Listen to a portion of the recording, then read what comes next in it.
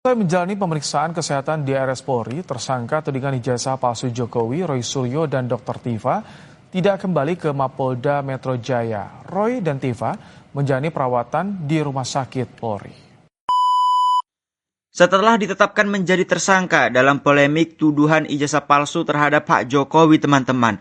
Kali ini sosok Roy Suryo dan Dr. Tifa menjalani pemeriksaan di Rumah Sakit Polri, teman-teman. Dan yang terlebih lucunya, setelah terlihat nampak sehat, setelah keluar menjalani pemeriksaan oleh pihak kepolisian, kali ini setelah menjalani pemeriksaan di rumah sakit, teman-teman, Dr. Tifa secara tiba-tiba keluar dengan menggunakan kursi roda, teman-teman. Dan yang terbaru ada juga pernyataan dari Bapak Joko Widodo, di mana beliau memberikan tanggapannya terkait ditangkapnya Roy Suryo dan Dr. Tifa, teman-teman. Serta ada juga tanggapan dari beragam para warganet lain serta tim kuasa hukum Pak Jokowi terkait suksesnya pihak kepolisian menangkap Roy Suryo dan Dr. Tifa, teman-teman. Tanpa berlama-lama, mari kita simak beberapa tayangan berikut ini. Penangkapan Roy Suryo dan Tifa, artinya tanggapannya seperti apa, Pak? Ya, kita ikuti proses hukum yang ada sampai nanti di sidang pengadilan, karena nanti pengadilanlah yang akan memutuskan. Kita ikuti. Nanti Pak Jokowi rencana akan hadir langsung di persidangan, ya, akan hadir. Jadi Pak Jokowi memastikan akan membawa ijazah aslinya ya ke persidangan. Iya, sesuai yang sudah saya sampaikan. Siap. Masih di Polda ya Pak jasa? Iya, masih di Polda. Roy Suryo sudah ditangkap. Opung Parmela, jangan kau bikin hoax. Tidak akan mungkin hoax. Karena seseorang sudah menelponku tadi pagi, Roy Suryo jam 6.47 sudah ditangkap oleh Polda Metro Jaya. Kubuka berita biar tahu kalian, ternyata betul Roy Suryo ditangkap pagi ini jam 06.47. Roy Suryo, alhamdulillah, puji Tuhan. Kubacakan lah ya beritanya sama kalian ya. Jangan dibilang hoax, ini CNN langsung ya. Roy Suryo dan Dr. Tifa ditangkap polisi kasus ijazah Jokowi. Aku mendengarkan judulnya saja sudah senang sekali aku. Siap-siap kalian ya, yang berjanji mau bikin kambing guling, sapi guling, kerbau guling, sama babi guling. Sebentar lagi habis uang kalian untuk bikin pesta. Kubaca ini. Tersangka kasus tudingan ijazah palsu Presiden Republik Indonesia ke-7 Joko Widodo, Tifa Fauzia alias Dr. Tifa dan Roy Suryo dikabarkan ditangkap polisi pada Jumat jam tanggal 19 bulan 6 pagi. Kabar ini dibenarkan oleh salah satu pengacara Roy Suryo, Petrus Salestinus, kepada cnnindonesia.com. Ingat ya, yang mengklarifikasi bukan Ade Darmawan, bukan Lecumanan, tapi ya langsung pengacara Roy Suryo sendiri. Nggak bisa ditutupi lagi. Ya, alhamdulillah, puji Tuhan, akhirnya kita mendengar bersama-sama bahwa Mas Roy Suryo juga Mbak Tifa itu ditahan oleh polisi. Jadi selama ini kita sudah mendengar bahwa memang awal bulan ini dinyatakan berkas-berkas mereka berdua itu sudah cukup untuk diajukan ke pengadilan kan, ke proses pengadilan. Tapi kini ternyata ada satu langkah lebih jauh yang dilakukan oleh polisi, yaitu menahan mereka. Kita semua tentu saja bergembira karena kasus tuduhan ijazah palsu ini sudah berlangsung begitu lama, sudah menyita perhatian kita dan sudah menimbulkan konflik yang luar biasa di tengah masyarakat. Nah, mudah-mudahan kalau sekarang Roy Suryo itu ditahan, dia tidak bisa lagi ngomong sembarangan gitu ya di ruang publik, di televisi, di media, di medsos yang isinya penuh tuduhan-tuduhan terhadap Pak Jokowi. Jadi memang ada baiknya beliau ini ditahan dulu ya. Dan kemudian kita tunggu saja proses pengadilannya. Saya percaya melalui proses pengadilan kebenaran akan terungkap ya. Paling tidak yang terpenting lah ya, bahwa apa benar ijazah Pak Jokowi palsu. Saya sendiri sangat tidak percaya, tapi biarkan pengadilan yang memutuskan. Kemudian barangkali kita juga bisa berharap bahwa di pengadilan nanti akan terungkap sebetulnya Roy Suryo ini ada orang di belakangnya nggak sih? Karena selama ini proses ini kan udah berjalan begitu lama ya. Dan orang mempertanyakan kok demikian lama hanya untuk membuktikan bahwa ijazah itu palsu atau tidak. Nah, ada kemungkinan bahwa atau ada dugaan bahwa memang ada kekuatan-kekuatan tertentu yang mengintervensi nih proses penegakan hukum ini. Jadi bagus dia ditahan, mereka ditahan, kemudian akan diadili dan kebenaran mudah-mudahan akan menemukan jalan nanti di pengadilan. Jadi syukur alhamdulillah, puji Tuhan, mudah-mudahan keadilan bisa ditegakkan di Indonesia. Kami selama ini dari korban justru melihat selama setahun ini polisi, mohon maaf, terlalu baik dengan para tersangka. Mohon maaf ya. Minta gelar khusus diikutin. Mau lihat barang bukti, ijazah diikutin. Bahkan bayang, mohon maaf, itu plak disegel dari lapor dirobek oleh Direskrim. Itu punya risiko loh. Karena itu harusnya yang boleh membuka itu jaksa. Boleh tanya Pak Jaksa. Sesuatu yang sudah disegel oleh lapor yang membuka itu kejaksaan. Tapi waktu itu penyidik karena permintaan para tersangka dibuka untuk diperlihatkan. Kami ikuti saja untuk mencari kebenaran material. Ada lagi nanti diminta mengajukan saksi dan ahli, oke itu hak diikuti. Apapun yang diminta, bahkan ada lagi. Kami tidak percaya dengan lapor. Kami minta UI, BRIN dan berbagai macam dilibatkan. Polisi ngikuti loh Bang. Semua itu didatangi lapor-lapor itu. Dan jawabannya apa lapor itu yang ditunjuk? Kami tidak mempunyai peralatan untuk melakukan itu. Jadi artinya semua permintaan, semua klaim diikuti. 1 tahun boleh dibilang perkara lambat. Kami juga kalau boleh dibilang sedikit kecewa. Tapi kami diamkan saja. Nah pada saat hari ini kita lihat polisi menegakkan kewibawaannya, menegakkan ketegasannya. Kembali lagi dikomplain juga. Jadi menurut saya kasihan di sini polisi berpihak, bukan berpihak ya. Selalu dalam dua sisi akan menjadi komplain. Jadi ya, inilah bagian dari Roy Suryo dan Dr. Tifa ditangkap polisi dalam perkara dugaan fitnah atau pencemaran nama baik terkait isu ijazah palsu mantan Presiden Joko Widodo. Saya berharap ini jadi momentum untuk mengakhiri salah satu polemik yang paling tidak produktif dalam ruang publik kita. Coba bayangkan, selama bertahun-tahun energi bangsa tersedot untuk memperdebatkan sesuatu yang secara substantif tidak mengubah kualitas hidup rakyat, tidak menurunkan harga kebutuhan pokok, tidak membuka lapangan kerja, tidak memperkuat pendidikan, dan tidak meningkatkan kesejahteraan masyarakat. Ketika ruang publik kita selalu dipenuhi oleh kontroversi yang tidak memiliki dampak langsung terhadap kepentingan nasional, maka yang terjadi adalah pengalihan perhatian dari persoalan-persoalan yang jauh lebih penting. Tahu nggak? Dalam geopolitik, salah satu cara paling efektif melemahkan kapasitas suatu bangsa yaitu dengan membuat masyarakatnya terus terjebak dalam perdebatan identitas, gosip politik, dan konflik personal sehingga gagal mengawasi isu-isu strategis yang menentukan masa depan negara. Akibatnya, diskusi publik tidak lagi berbicara tentang industrialisasi, ketahanan pangan, kemandirian energi, penguasaan teknologi, kualitas pendidikan, atau reformasi birokrasi, melainkan berkutat pada kontroversi yang berulang tanpa ujung. Karena itu, sudah saatnya kita mengubah orientasi politik kita. Demokrasi yang sehat bukan demokrasi yang sibuk mencari-cari kesalahan individu, melainkan demokrasi yang mampu menguji kebijakan secara objektif. Pemerintah harus didukung ketika kebijakannya menguntungkan rakyat dan harus dikritik ketika kebijakannya merugikan rakyat. Namun kritik yang berkualitas lahir dari data, kajian, dan argumentasi yang kuat, bukan dari asumsi, prasangka, atau spekulasi yang terus diproduksi untuk kepentingan politik tertentu.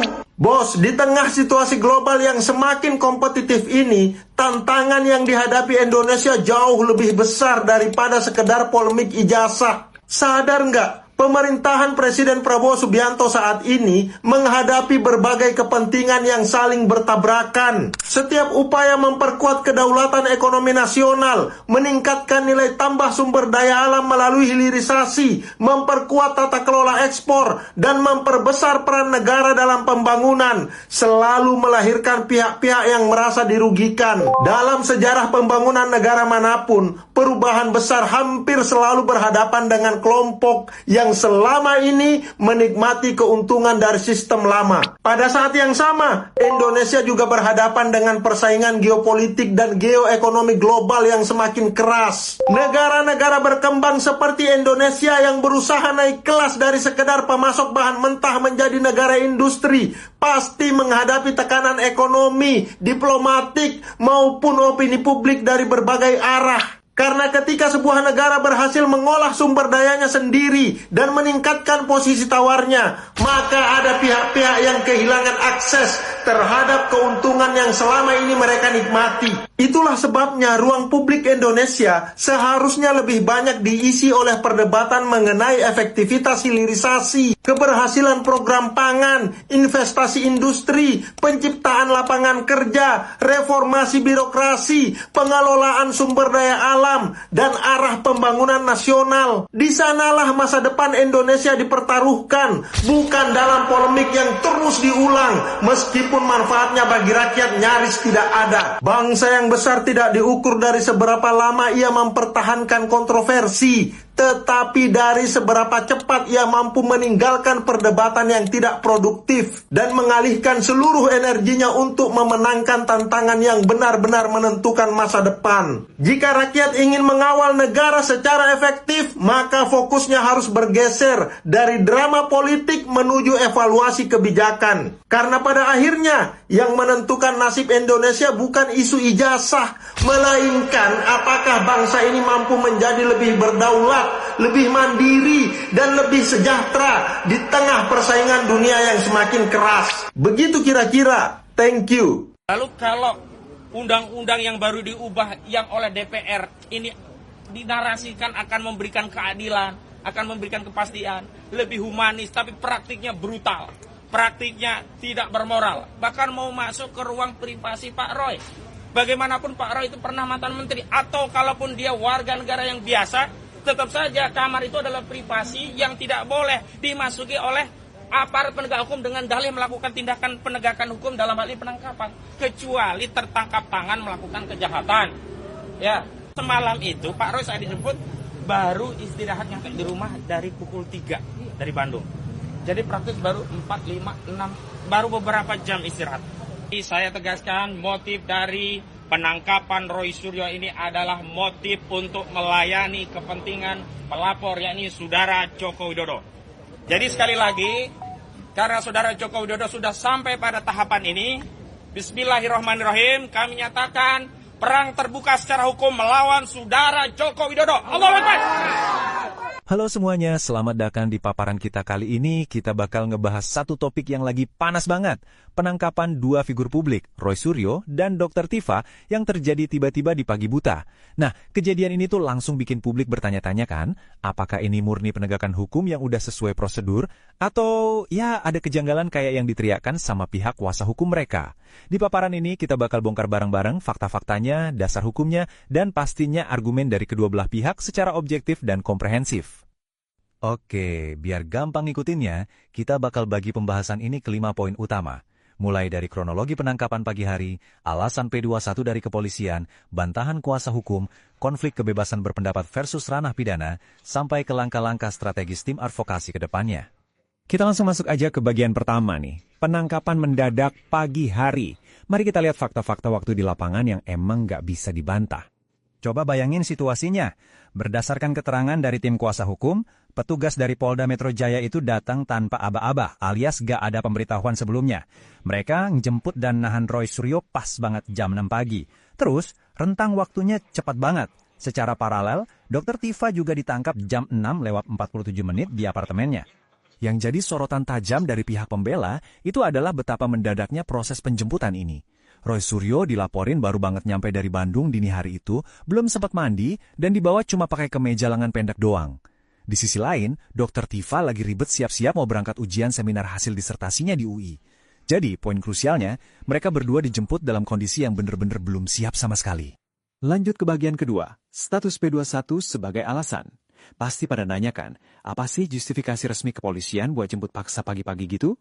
Nah, pihak kepolisian ngeluarin statement kalau penangkapan ini murni dilakukan karena berkas perkara soal dugaan ijazah palsu ini udah berstatus P21. Buat kalian yang mungkin lupa, P21 itu istilah hukum yang artinya proses penyelidikan polisi udah 100% lengkap.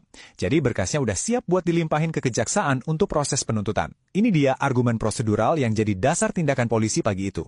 Masuk ke bagian ketiga, bantahan dan kekecewaan kuasa hukum. Di titik ini, perdebatan makin menarik. Refli Harun, selaku kuasa hukum tersangka, langsung ngebantah keras dan mempertanyakan urgensi dari tindakan aparat. Angka 30. Ini adalah angka krusial buat tim pembela. Refli Harun negesin kalau kliennya itu sama sekali nggak punya niat buat kabur atau ngilangin barang bukti. Buktinya, sejak ditetapin jadi tersangka di bulan November, baik Roy Suryo maupun Dr. Tifa, tuh udah hadir wajib lapor hampir 30 kali, tanpa bolos sekalipun. Buat pihak pembela, rekam jejak ini udah jadi bukti absolut kalau klien mereka itu sangat kooperatif. Nggak cuma soal kooperatif, tim pembela juga nge-highlight banget absennya prosedur komunikasi. Mereka bilang nggak ada tuh surat panggilan resmi sebelum penjemputan. Bahkan ada klaim yang nyebutin kalau Roy Suryo nggak neken surat perintah penangkapan. Nah, narasi inilah yang dipakai pembela buat membingkai tindakan polisi sebagai sesuatu yang menurut mereka nggak wajar, terkesan sewenang-wenang dan pastinya nggak punya urgensi yang mendesak. Kita geser ke bagian keempat, kebebasan berpendapat versus ranah pidana. Ini nih, yang sebenarnya jadi jantung dari seluruh perdebatan ini. Ada perbedaan fundamental dalam melihat kasusnya. Perbedaannya tuh kayak bumi dan langit. Di satu sisi, penegak hukum melihat ini murni sebagai ranah pidana, spesifiknya pencemaran nama baik. Tapi di sisi seberang, tim pembela berargumen kalau tersangka tuh cuma lagi jalanin hak kebebasan berpendapat buat meneliti dokumen yang statusnya publik, sesuai putusan Komisi Informasi Publik. Menurut pembela, meneliti dokumen publik itu dilindungi konstitusi dan gak butuh izin khusus. Untuk memperkuat argumennya, Refli Harun pakai istilah hukum malum prohibitum. Gampangnya gini, tindakan ini tuh masuk kategori salah karena ada aturan undang-undang yang melarang, bukan karena perbuatannya itu jahat secara alami kayak pencurian atau pembunuhan. Makanya tim kuasa hukum nanya keras, untuk kasus yang masuk ranah administratif dan diskursus publik kayak gini, apa ia harus pakai pendekatan jemput paksa yang dadakan? Dan tensinya makin naik nih, Refli Harun secara terang-terangan ngelempar dugaan serius. Dia menduga penangkapan ini tuh semacam pesanan politik dari pihak-pihak yang sebenarnya nggak punya legal standing. Ini klaim yang cukup berani ya, yang langsung mempertanyakan independensi penegak hukum di kasus ini. Benar-benar nunjukin seberapa tingginya suhu perlawanan dari tim advokasi. Oke, bagian terakhir kita. Poin kelima, langkah strategis tim advokasi. Dengan situasi yang udah sepanas ini, apa sih manuver balasan mereka? Ternyata mereka nggak cuma mau berdebat di ruang sidang. Tim pembela nge-push isu ini ke skala nasional.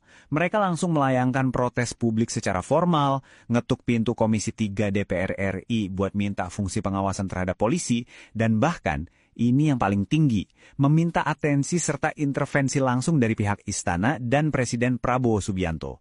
Ini jelas sebuah eskalasi besar buat ngembaling apa yang mereka yakini sebagai logika hukum yang benar. Jadi, di ujung paparan ini, kita dihadapkan pada satu pertanyaan krusial yang harus kita pikirin bareng-bareng. Kalau penangkapan mendadak bisa terjadi di kasus kebebasan berpendapat yang area hukumnya masih jadi bahan perdebatan, apa artinya ini buat masa depan proses hukum yang demokratis di Indonesia? Ini bukan lagi sekedar kasus dua individu aja, tapi soal gimana negara nyari titik keseimbangan antara penegakan hukum prosedural dan perlindungan hak konstitusional warga negaranya. Sebuah presiden besar mungkin lagi dibentuk di depan mata kita. Terima kasih udah ngikutin paparan mendalam ini, tetap kritis dan sampai jumpa di pembahasan seru kita berikutnya.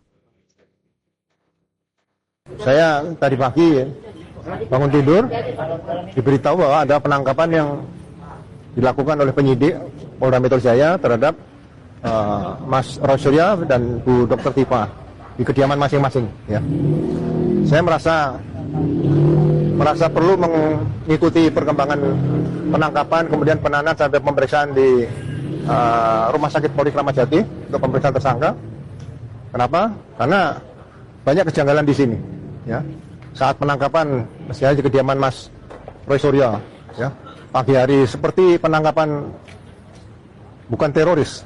Ya, kalau menurut cerita Mas Roy mirip dengan peristiwa penangkapan dan penembakan para jenderal-jenderal yang menjadi pahlawan revolusi kita, korban keganasan G13 PKI waktu tahun 1965. Ya, di mana penyidik masuk, ya, dengan mengetuk pintu alasan mengantar surat perintah, tapi setelah masuk, Mas Roy memaksa masuk, ya, memaksa untuk mengajak Mas Roy Suryo tanpa bisa mandi dulu, ganti baju, ganti celana, ganti sepatu, langsung disuruh ikut.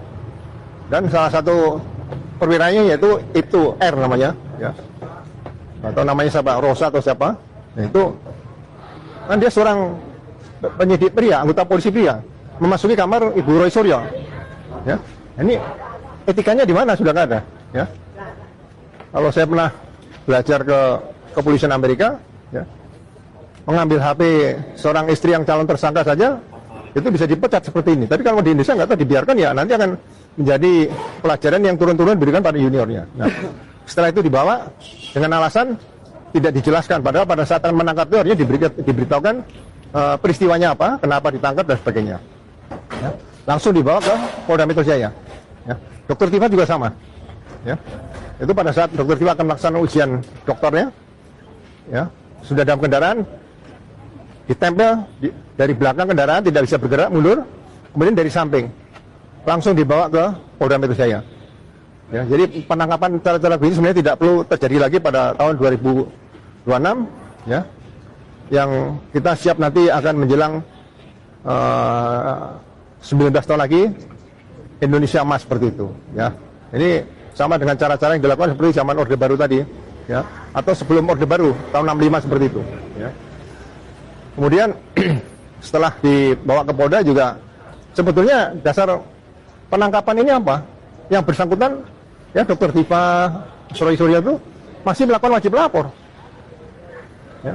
Kemudian ada alasan lain, katanya P21 saya tanya, Pak Roy, ada di Santomis itu P21-nya tanggal 30 April 2026. Nah, kalau 30 April 2026 berarti harusnya tanggal 14 Mei maksimal sudah dilimpahkan ke jaksa. Ini sekarang tanggal berapa sudah? Sudah lewat berapa hari? Ya, itu kejanggalan-kejanggalan. Kemudian laporan polisi semua sudah dihentikan penyidikannya berdasarkan RC yang dilakukan oleh Egy Sujana, Damiari Lubis, dan Rismon. Jadi perkara ini perkara apa yang dipaksakan untuk tetap melakukan penangkapan seperti ini? Ya. Apakah jaksa juga menerbitkan P21 dengan ogah-ogahan seperti itu, ya? Tanggal 30 April sudah terbit P21. Ya. Berdasarkan pedoman Kejaksaan Republik Indonesia bab 3 angka 45, apabila dalam tempo 14 hari sejak diterimanya P21, penyidik harus segera melimpahkan tahap 2 tanggung jawab tersangka dan barang bukti kepada Kepala Kejaksaan Negeri. Ya kan? Apabila lebih dari 14 hari, berarti jaksa sudah mengembalikan SPDP dan berkas perkara pada penyidik. Jadi berdasarkan pedoman kan sudah melanggar aturan pedoman Jaksa Agung yang diterbitkan oleh Jaksa Agung sendiri, ya.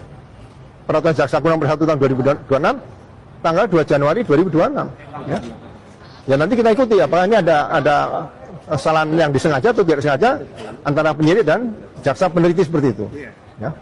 Kemudian karena merasa tidak jelas perkara tersebut, Roy tidak mau tanda tangan juga surat perintah penangkapan karena tidak ada satu dokumen pun yang ditinggalkan di kediaman Mas Roy Suryo oleh penyidik. Nah, kalau tidak ada dokumen yang ditinggalkan di kediaman orang yang diambil oleh penyidik, ini persis dengan kejadian tahun 1999, ya kan? Saya terlibat dalam satgas penyidikan pembunuhan 3 orang anggota PBB atau UNHCR di Atambua, ya, menangkap orang tidak meninggalkan dokumen administrasi penyidikan yang jelas, surat perintah penangkapan, tidak didampingi oleh kepala lingkungan dan sebagainya, diteriaki penculikan, akhirnya kabur, orangnya dibawa, yang bersangkutan tidak ditinggalin surat-surat apapun. Nah, kalau diklasifikasi penculikan ya masuk akal seperti itu, ya. Nah, kemudian setelah dipaksakan untuk penahanan, ditempatkan di ruang tahanan. Nah, peristiwa yang terjadi adalah memaksakan. Jadi memaksakan tersangka untuk diperiksa di rumah sakit Polri Kramat Jati. Ya. Dasar hukumnya apa? Ya kan? Saya tanya kepada 2 penyidik, 2 perwira pertama tersebut, ya, itu R dan 1 kawannya. Apa dasar hukumnya? Bapak-bapak membawa tersangka untuk diberikan di rumah sakit Polri Kramat Jati. Ya. Saya pelajari di hukum acara pidana. Jadi setelah pensiun, setelah purnawirawan, setelah saya resign, ya, atau bukan resign lah, saya retired dari Polri, ya. Saya bukan resign, saya pensiun dari Polri, saya berhenti bekerja sejak usia 58, ya kan? Ternyata di pasal 142 hukum acara pidana baru, Undang-Undang nomor 20 tahun 2025, ya, pasal 142 tadi huruf C, pemeriksaan kesehatan itu atas permintaan tersangka, bukan permintaan dari penyidik. Ya kan? Kalau penyidik hanya ingin menahan seseorang tersangka, itu biasanya didatangkan dokter, ya. Kalau di tingkat Polres biasanya ada rumah sakit kedokteran atau rumah sakit yang di wilayah tersebut yang memeriksa orang yang akan ditahan tadi, cukup didatangkan ke reserse atau kantor polisi. Nah, sama di Polda Metro. Kenapa tidak menggunakan di Polda Metro ada namanya bidang kedokteran kesehatan Polda Metro Jaya. Saya tanya seperti kepada para petugas yang di tahanan tadi, apakah kelaziman seorang yang akan ditahan tadi diperiksa di Rumah Sakit Polri Kramat Jati? Ijab, tidak biasa. Yang terjadi biasanya didatangkan dokter dari Bidokes atau bidang dokter dan kesehatan Polda Metro Jaya. Jadi ini ada apa? Ingin memeriksa, ya, seorang tersangka yang ditahan dengan memakai rompi supaya bisa diliput wartawan, media. Tujuannya apa? Kan sangat jelas di situ. Ya. Saya tidak boleh sebutkan, tapi masyarakat bisa menilai. Ya. Ada apa di situ? Seharusnya sebelum masuk ke ruang tahanan diperiksa dulu. Waktu dari reserse tadi diperiksa dulu ke dokter. Dokter itu meriksanya bukan di ruang tahanan, tapi di ruang pemeriksaan reserse tadi baru dimasukkan ke tahanan. Atau sebelum resmi ditahan ada di ruang tunggu diperiksa dulu. Ya. Sama dengan di rutan Cipinang atau lembaga pemasarakan Cipinang. Seseorang akan ditahan di rumah tahanan negara Cipinang atau lapas Cipinang, itu dokternya dokter rutan atau dokter lapas, bukan dokter dari rumah sakit Siloam, dokter dari rumah sakit yang terkenal, bukan. Dokter lapas ada sendiri. Ya. Pembantaran pun juga begitu. Tapi sekarang dengan adanya hukum acara pidana yang baru, itu hak tersangka untuk meminta mendatangkan pemeriksaan seorang dokter, itu hak tersangka. Itu supaya diinginkan oleh seluruh warga masyarakat yang dijadikan tersangka akan ditahan. Itu di pasal sekali lagi 142 hukum acara pidana yang baru huruf C. Ya, baca itu dengan baik-baik supaya ke depan jangan menjadi korban-korban seperti Roy Suryo dan Bu Dr. Tifa seperti ini.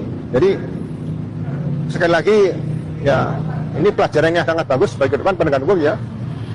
Ya, saya merasakan sendiri menghadapi seorang PAMA pangkat inspektur 1, saya jelaskan.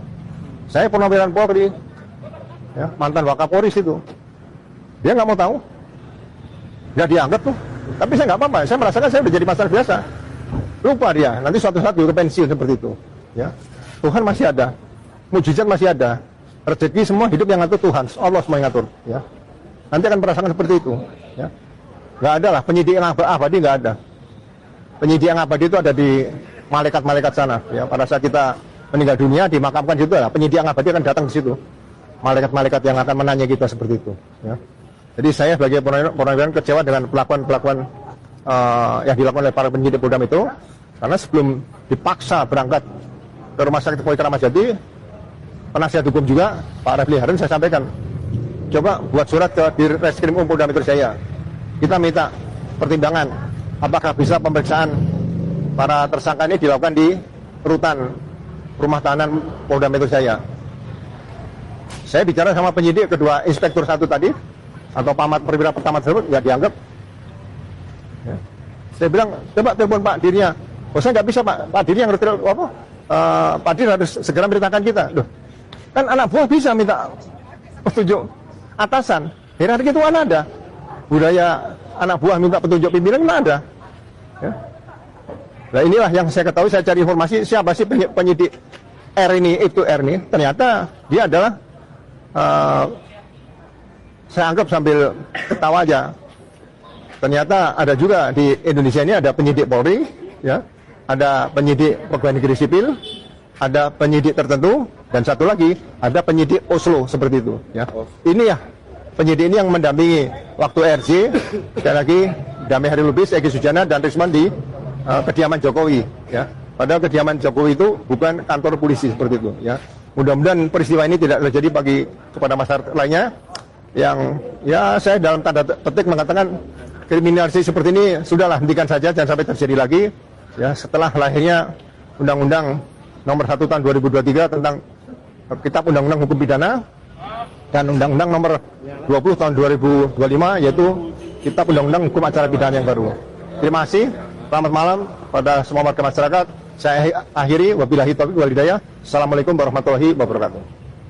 Pak, kira-kira kedepannya ada nggak Pak langkah-langkah yang akan ditempuh untuk kebaikan Roy Suryo dan Dr. Tifa? Ya, begini saya melihat ya ke depan nanti sebetulnya kita tidak bisa menggunakan mekanisme seperti pra-peradilan yang membutuhkan waktu cukup panjang, kemudian juga melalui fungsi pengawasan yang terdekat sama Polri, misalnya Kompolnas atau Komisi Kejaksaan, Komisi Yudisial ya. Saya berpikir ke depan nanti ada lembaga yang bisa mengawasi criminal justice system ini di atas, yang bisa 24 jam menerima komplain masyarakat, karena proses dalam penegakan hukum ini kan tidak mengenal hari libur ya. Orang ditahan juga hari libur dihitung di tahanan negara, tidak ada libur tidak dihitung seperti itu. Nah ini harusnya ada lembaga baru yang mengawasi criminal justice system, sehingga peran komisi-komisi yang ada di kepolisian nasional, kemudian kejaksaan dan komisi yudisial tadi itu cukup mengawasi bagaimana perilaku aparat di situ. Tapi dalam rangka criminal justice system ini, karena melibatkan 3 atau 4 ya, baik lembaga dari mulai penyidikan, penuntutan, pengadilan sampai lembaga masyarakat, ini harus lembaga sendiri yang benar-benar independen ya, dibentuk oleh presiden kalau ada undang-undang baru untuk bisa mengawasi ini dan menerima pengaduan masyarakat kapanpun, dimanapun, dan 1 kali 24 jam harus terbuka seperti itu, bisa menerima public complaint dari masyarakat yang memerlukan keadilan hukum seperti itu. Pak Bro, penangkapan mendadak ini terhadap Roy dan Tifa, apakah ada kaitannya atas pertemuan sebelumnya di Bandung dengan sejumlah tokoh-tokoh, para purnawirawan jenderal dan para tokoh-tokoh nasional?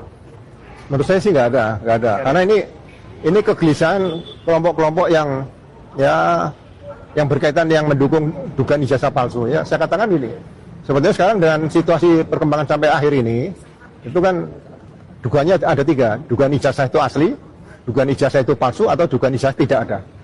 Nah, dengan perkembangan yang makin jauh, dengan adanya sidang Komisi Keterbukaan Informasi Publik ya, KIP ya, sudah terbuka semua. Sekarang mau lari kemana ya? Ini sebenarnya sudah cukup, alat bukti sudah cukup, bukti elektronik sekarang juga menjadi alat bukti. Jadi kegelisahan ini adalah mencoba tetap memaksakan supaya berkas perkara yang berkaitan dengan pencemaran nama baik atau fitnah ini dipaksakan dengan model-model sidangnya Bambang Tri dan Gus Nur ya. Ini kita waspadi, kita ikuti sampai selesai nanti ya. Kalau memang tetap sidang sudah seperti ini terlanjur basah ya kan, kita nanti harapkan Pak Jokowi sebagai pelapor dan ketiga pelaporannya hadir di sidang pengadilan dengan menjadi saksi pelapor peristiwa apa yang menimpa dirinya masing-masing, yang dialami langsung ya, bukan yang hanya membaca di media sosial ya. Kita pengen ikuti sampai sejauh mana supaya penegakan hukum disempurnakan. Jadi kegelisahan mereka ini ya, kemudian itu ada benang merahnya apa yang disampaikan oleh Ibtu atau perwira yang menangkap baik Roy Suryo tadi ya, sama Dr. Tifa menyatakan bahwa kenapa alasan penangkapan pertama bukan dikatakan berkaitan dengan P21 dari kejaksaan, tapi diduga melakukan perbuatan yang berulang. Perbuatan apa yang berulang? Perbuatannya belum jelas. Pencemaran nama baik, fitnahnya apa? Pencemaran nama baik apa? Itu kan kaitan dugaan ijazah palsu. Nah, dugaan ijazah palsunya belum terbukti. Kalau bisa dibuktikan ada dugaan ijazahnya itu asli, murni ya, dari UGM, dan UGM menyatakan bahwa ijazah Pak Jokowi itu asli, diakui, itu terbitan UGM ya, itu salah satu alat bukti nanti yang bisa digunakan di pengadilan. Tapi kalau pernyataan hanya pernyataan hasil penghentian penyelidikan, itu belum dianggap kuat, bahwa menyatakan ijazah itu asli belum kuat seperti itu, karena harus didukung dengan pemeriksaan laboratorium ya kan. Ini persoalan ini kalau pinjam istilahnya Pak Jokowi itu ruwet tambah lagi ruwet. Jadi 6 ruwet di situ ya. Sprindik aja ada 8, saya tanya Mas Roy tadi. Sprindik aja ada 8. LP-nya tetap 4. Nah, LP 4 sudah dihentikan dengan RJ, dengan SP3, surat perintah penyidikan. Lah kok masih bisa maju? Maju bagaimana nih? Ya. Kalau saya mungkin dianggap tidak tahu, saya kan pasti mengumpulkan dokumen-dokumen Anda. Saya tanya, ini sebetulnya penghentian penyidikan 3 orang, Egy Sujana, Damai Rilpi sama Rismon ini, itu laporan polisinya yang dihentikan atau bukan laporan polisi yang dihentikan, atau berita acara yang dihentikan? Berita acara pemeriksaan Egy Sujana, Damai Rilpi dan Rismon, apakah ini yang dicabut, yang dihentikan? Ya kan? Jadi bukan surat perintah penghentian penyidikan, surat perintah penghentian hasil pemeriksaan tersangka Egy Sujana, Damir Lubis, dan Rismond. Kan beda nih, seperti itu, ya. Jadi ini menarik untuk kita ikuti perkembangannya, ya kan? Masih bisa gitu nanti dalam persidangan berikutnya. Kita harap ijazah yang dimiliki Pak Jokowi yang bisa diduga asli, bisa diduga palsu atau diduga bisa hadir di pengadilan dan masyarakat Indonesia bisa melihat bahwa Presiden ke-7 ternyata memiliki ijazah yang sebenarnya asli atau sebenarnya tidak ada seperti itu. Itu saja. Pak, bisa nggak Pak diperkirakan Pak prediksinya kalau seandainya terjadi proses persidangan ini, proses penangkapan yang Bapak ceritakan tadi itu disampaikan atau dikeluhkan ke hakim yang nantinya menjadi pertimbangan khusus atau seperti apa Pak? Ya pasti akan maju sampai ke sidang pengadilan, sampaikan pada hakim beberapa cacat-cacat penyidikan, cacat antisari penyidikan, cacat pelimpahan berkas perkara, cacat tentang penelitian berkas perkara, cacat melengkapi berkas perkara. Ini sudah di checklist nih, nanti sampaikan kepada hakim. Ya, kalau hakimnya mengikuti, menganggap itu semuanya sah, ya kita sudah lihat dalam criminal justice systemnya ada sesuatu yang perlu diperbaiki ke depan seperti itu. Jadi itu sidangnya kan terbuka. Ya, saya pasti akan ikut hadir tiap kali sidang seperti itu. Statement Pak, atau sebagai closing Pak, untuk kelompok atau sebagian masyarakat, temulah istilah bisa disebutnya, yang merayakan atau yang mereka justru berbahagia dengan penangkapan Roy Suryo dan Dr. Tifa ini, pesannya kira-kira apa Pak? Yang pertama ya saya yakin bahwa hukum karma tetap ada lah, itu aja. Ya kan? Mujizat dari Allah bagi orang yang terzolimi pasti ada. Ya. Tapi sekali lagi saya tekankan kenapa saya berani bicara seperti ini sekarang ini. Ya. Jadi saya membaca kembali dan saya dulu kan juga bisa melihat langsung lah. Kalau melihat langsung, mendengar atau ya kita mengalami sendiri peristiwa zaman Orde Baru dulu. Ya. Dulu ada petisi 50. Ya, petisi 50 itu di situ ada penggagasnya waktu itu adalah Jenderal Abdul Haris Nasution. Tokoh-tokoh semuanya. Ya. Ada Jenderal Sumitro, mantan Pangko Kamtib. Siapa yang nggak kenal sama Jenderal Sumitro? Tokoh yang bisa menghadapi peristiwa Malari tahun 75. Ya, ada Jenderal Ali Sadikin. Ya. Itu yang benar-benar menolak tentang kebijakan Presiden Soeharto waktu itu di fungsi ABRI. Dia menolak ABRI dilibatkan dalam Partai Golkar, kegiatan Partai Golkar. Ya. Semua ada beberapa tuntutan, 5 atau 6 itu, ya, atau 5 kalau salah. Ya. Nah, itu menentang pemerintahan Orde Baru Pak Harto. Nah, kemudian ada pimpinan Polri setelah pensiun itu Pak Hugeng. Pak Hugeng, Jenderal Hugeng, ya, tidak menandatangani petisi 50, tapi beliau bergabung di kelompok petisi 50, ya, menyuarakan tentang integritas beliau di bidang kepolisian. Nah itu ya guys ya, bagaimana pendapat kalian setelah melihat beberapa tayangan-tayangan tersebut teman-teman? Tulis pendapat kalian di kolom komentar dan nantikan updatean video kami selanjutnya. Wassalamualaikum warahmatullahi wabarakatuh.